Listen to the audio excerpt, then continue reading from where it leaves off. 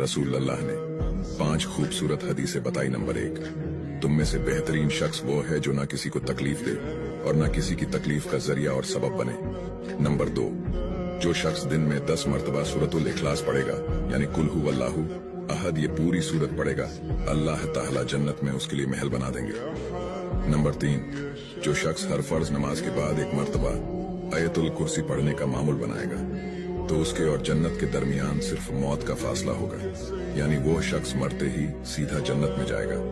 Number 5, जो शख्स घर से निकलते वक्त ये दुआ पढ़ेगा, बिस्मिल्लाहि तवक्कलतु अला अल्लाह ला हौला वला कुव्वता इल्ला बिल्लाह, तो अल्लाह ताला शैतान के शर से उसकी हिफाजत फरमा देता है और जिस काम को वो निकला अल्लाह ताला उसमें आसानी पैदा फरमा देता है।